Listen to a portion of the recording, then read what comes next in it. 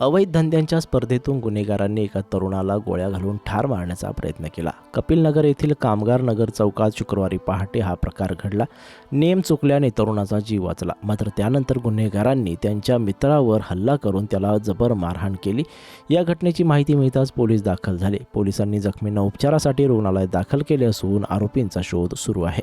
नागपूर शहरात दिवसाढवळ्या गोळीबाराच्या घटना घडत आहेत। असाच प्रकार शुक्रवारी पहाटे कामगार नगर येथील सम्राट अशोक चौकात घडला। इनोवा कारमधून आलेल्या 5 ते 6 गुन्हेगारांनी गुन्हेगारी प्रवृत्तीच्या तरुणावर गोळ्या झाडून त्याची हत्या करण्याचा प्रयत्न केला।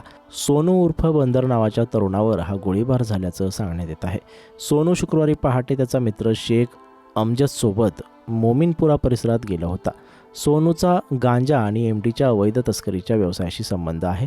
तेथे त्याची भेट याच व्यवसायात गुंतलेल्या सदाफ या आरोपीशी झाली।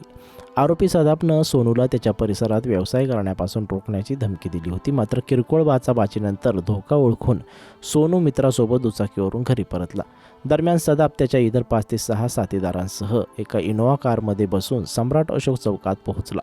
सोनूला चौकात बसलेलं पाहून सदाफनं त्याची रिव्हॉल्वर काढून त्याच्यावर गोळी झाडली, मात्र नेम चुकल्यानं सोनूने घटनास्थळावरून पळ काढला। त्याचवेळी आरोपीनं त्याचा साथीदार शेख अमजद याला पकडून त्याच्यावर तलवार आणि धारदार शस्त्रांनी वार करून गंभीर जखमी करून घटनास्थळावरून पळ काढला।